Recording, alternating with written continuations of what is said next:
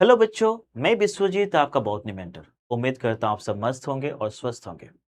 बेटा एग्जाम के लिए बहुत कम दिन रह गया है, तो आपके मन में बहुत से सवाल आ रहे होंगे कि ये जो लास्ट के डेज हैं, इस टाइम पे आपको क्या करना होगा ताकि आपका एग्जाम का रिजल्ट अच्छा हो जाए।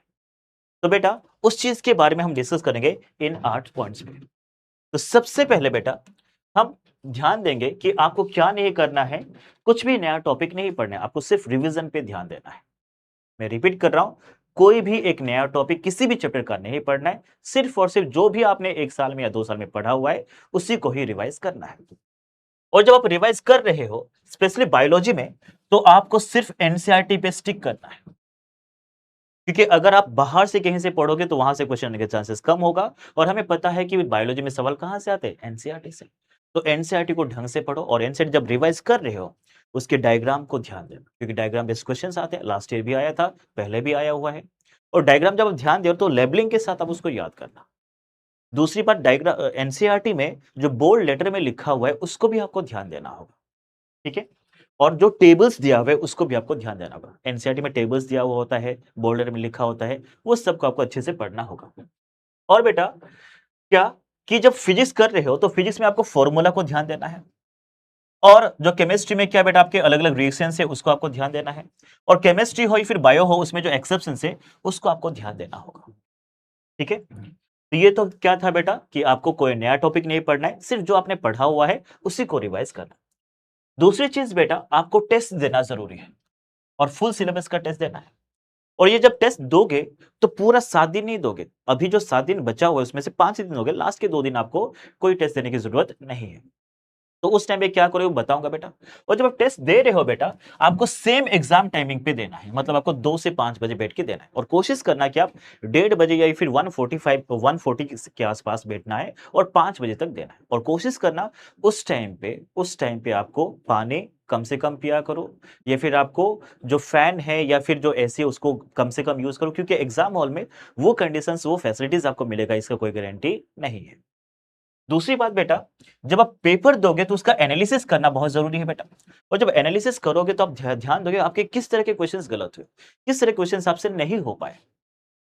अगर कोई क्वेश्चन गलत हुआ तो क्या वो कंसेप्ट बेस्ड था, क्या वो मेमोरी बेस्ड था, क्या था, या फिर आपके क्वेश्चन पढ़ने में दिक्कत हुआ। किस तरह के क्वेश्चंस गलत हुए उसको आपको लिखो, और लिख के आप उसको ध्यान रखना, ताकि अगली बार जो टेस्ट दोगे, अगले दिन जो टेस्ट दोगे, उसमें वो गलती ना हो।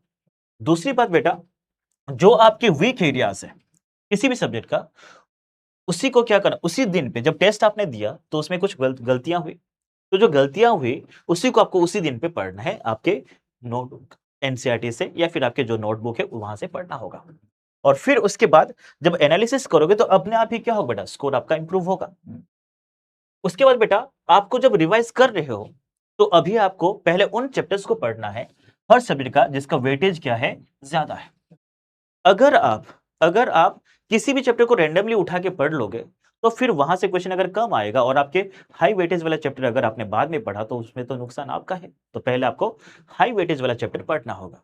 और बायोलॉजी की बात अगर मैं करूं, तो प्रिंसिपल ऑफ इनहेरिटेंस और मॉलिक्यूलर बेसिस ऑफ इनहेरिटेंस, जिसको आप जेनेटिक्स के अंदर रखा हमने, वो बहुत जरूरी है। उसकी उससे क्वेश्चन अच्छा खासा आता है। इकोलॉजी जो यूनिट है बेटा, जहां पे 3 चैप्टर्स है, वो भी बहुत इंपॉर्टेंट है, वहां से भी अच्छा खासा नंबर का क्वेश्चन आते हैं। और ह्यूमन फिजियोलॉजी, प्लांट फिजियोलॉजी, ये भी बहुत इंपॉर्टेंट है। इन सभी चैप्टर से बहुत ज्यादा क्वेश्चंस आते हैं। केमिस्ट्री में आपको जो ऑर्गेनिक रिएक्शन है उसको ध्यान देना है। हर एक ऑर्गेनिक रिएक्शन जो आपने नोटबुक में लिखा है, जो एनसीईआरटी में, उसको ध्यान देना है। और उसके बाद क्या बेटा, आप इनऑर्गेनिक के लिए आपको क्या करना है, एनसीईआरटी को रीड करना है। और फॉर्मूला को भी, जो भी है आपका फिजिकल केमिस्ट्री में, उसको आपको मेमोराइज करने की कोशिश करना है। फिजिक्स में बेटा, मॉडर्न फिजिक्स, करंट इलेक्ट्रिसिटी और मैकेनिक्स, इससे अच्छा खासा क्वेश्चन आते हैं। तो पहले इन चैप्टर्स को आप कंप्लीट करो, उसके बाद बाकी चैप्टर्स को आप देखो। तो वेटेज वाले चैप्टर को पहले ध्यान देना होगा। फिर उसके बाद क्या, पूरे साल भर आपने जो पढ़ा है, या 2 साल में जो आपने पढ़ा है, उस टाइम पे आपने जरूर कहीं ना कहीं पे टेस्ट दिया होगा, और आपने अपने जो मॉड्यूल है, किताबें हैं, वहां से क्वेश्चंस किए होंगे। और क्वेश्चन करते वक्त उम्मीद करता हूं कि आपने जो गलतियां हुई थी उसको आपने किसी स्पेशल नोटबुक में लिखा होगा, हर सब्जेक्ट के हिसाब से। तो उस बुक को, उस नोटबुक को निकालो, उसको पढ़ो। क्या क्या गलत आपने किया था, गलती किया था, उसको आपको वापस पढ़ना होगा। ठीक है। तो आपको जो मिस्टेक नोटबुक है उसको देखना है बेटा। और वहां पे उन क्वेश्चंस को वहां पे आपने लिखा होगा कि कौन सा क्वेश्चन आपसे गलत हुआ। तो पहले आपको ये नहीं करना है कि पूरे सब्जेक्ट का सारे क्वेश्चंस करना है, नहीं वो पॉसिबल भी नहीं है। तो आपको क्या करना है, सिर्फ उसी क्वेश्चन को करना है जो पहली बार आपने अटेम्प्ट किया था, उस टाइम पे वो गलत हुआ था, उसी क्वेश्चंस को आपको सॉल्व करना है, बाकी क्वेश्चन को सॉल्व करने की कोई जरूरत नहीं है। और जो ट्रिकी फॉर्मूला है और जो कंसेप्ट है, जो आपको परेशान करता है, जो आप भूलने की चांसेस ज्यादा है, उसी को आप रिवाइज करो। ठीक है, और ये जो नोटबुक है बेटा, जो आपने पूरे साल भर में बनाया है, उसको डेली बेसिस पे क्या करना है, रिवाइज करना है। उससे क्या होगा, आपका जो स्कोर है वो कहीं ना कहीं पे बूस्ट होगा, अच्छा स्कोर आएगा। फिर उसके बाद क्या है कि आपने जो पढ़ा है वो तो जरूर है, उसके साथ साथ एग्जाम के टाइम पे आप टाइम को कैसे मैनेज करते हो, ये बहुत क्रूशियल रोल प्ले करता है, आपका स्कोर कितना आएगा। तो टाइम मैनेजमेंट बहुत जरूरी है। अब टाइम मैनेजमेंट के मैं क्या बोलूंगा बेटा, आप जब टेस्ट दे रहे हो तो वहां पे कोशिश करना है कि स्ट्रिक्टली 3 घंटे के अंदर ही क्या करना है, पेपर को सॉल्व करना है, क्योंकि एग्जाम के हॉल में तो 3 घंटे से 1 मिनट भी ज्यादा नहीं मिलेगा। और उसके साथ साथ क्या, कम टाइम में, मतलब इस 3 घंटे के अंदर आप इतने सारे क्वेश्चन कैसे करोगे, वो तब पॉसिबल होगा जब टाइम को ठीक से मैनेज करोगे। कैसे, कि आपको पहले बायोलॉजी के क्वेश्चन करना है, फिर उसके बाद फिजिक्स और केमिस्ट्री क्वेश्चन करना है बेटा। मैं ये कहा तो इसका मतलब ये नहीं कि पहले बायोलॉजी क्वेश्चन सारा खत्म करो उसके बाद फिजिक्स केमिस्ट्री करो, ऐसा नहीं बेटा। आपको क्या करना है, बायोलॉजी जब आपने निकाला तो वहां कम से कम 2 राउंड में पेपर को सॉल्व करना है। और बायोलॉजी को आपने जब निकाला बेटा, तो उसमें क्या करना है, पहले जो छोटे छोटे क्वेश्चन है जिसका टेक्स्ट का साइज कम होगा, उसको पहले करना है। जो बड़ा वाला है क्वेश्चन, उसका वो छूना भी नहीं है, क्योंकि अगर आप उस बड़े क्वेश्चन को रीड करोगे, रीड करने में आपका टाइम चला जाएगा। उतने में तो आप छोटे छोटे क्वेश्चन को आप क्या कर सकते हो, 2-3 क्वेश्चन सॉल्व कर सकते हो। इसलिए बड़े साइज का जो क्वेश्चन है, फिजिक्स हो, केमिस्ट्री हो, किसी भी सब्जेक्ट का हो, उसी को आपको पहले छूना नहीं, उसको छोड़ देना है, बाद सेकंड राउंड में आपको करना है, बाद में करना है। उसके बाद क्या बेटा, उसके बाद जैसे बायोलॉजी का कुछ क्वेश्चंस आपने कर लिया, उसके बाद कहाँ जाना है, फिजिक्स केमिस्ट्री जो आपका स्ट्रेंथ है, उस पे जाना है।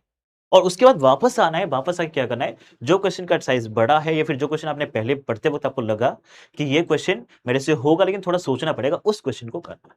तो मिनिमम 2 राउंड में करना है। पहले राउंड में क्या करना है बेटा, जो छोटे क्वेश्चन है और जो इजी क्वेश्चन जो पढ़ते ही आपसे हो जाएगा, आपने 5 सेकंड 10 सेकंड पढ़ा तो आपको पता चल जाएगा कि क्वेश्चन आपसे होगा या फिर नहीं होगा, उन क्वेश्चंस को आपको करना है। उसके बाद दूसरे राउंड में उस क्वेश्चन को करना है जो आपसे होगा लेकिन थोड़ा टाइम ले रहा है। और फिर अगर टाइम बचा तो क्या करोगे, आप थोड़ा सोचो, जो क्वेश्चन आपसे बच गया है अगर आपसे वो हो पाएगा तो अच्छी बात है, नहीं तो छोड़ना है। और ध्यान देना, मैक्सिमम नंबर ऑफ क्वेश्चन करने से ज्यादा अच्छा है क्या है बेटा, आपको एक्यूरेसी पे ध्यान देना है। अगर कोई क्वेश्चन आपको लगता है कि ये क्वेश्चन मैं अगर मैं करूंगा, तुक्का लगा रहा हूं, तो वो तुक्का नहीं लगाना है बेटा, क्योंकि वहां से अगर माइनस मार्किंग होगा, नेगेटिव होगा, तो फिर आपका रैंक कहीं ना कहीं पे खिसक जाएगा। इसलिए आपको एक्यूरेसी पे ध्यान देना है। ठीक है, जितना क्वेश्चन आता है उतना ही करना है। और अगर पेपर टफ आया और क्वेश्चन अगर आपसे नहीं हो रहा है, तो बाकी बच्चों को भी नहीं आता होगा, तो वो भी कम क्वेश्चन करेंगे। तो इसीलिए जो एक्यूरेसी के साथ करेगा उसका रैंक अच्छा आएगा, जो नहीं करेगा उसका रैंक कम आएगा। इसलिए एक्यूरेसी पे ध्यान देना है। और उसके बाद क्या बेटा, कि शॉर्ट नोट को क्या करना है, आपने जो शॉर्ट नोट बनाया है उसको क्या करना है, डेली बेसिस पे रिवाइज करना है।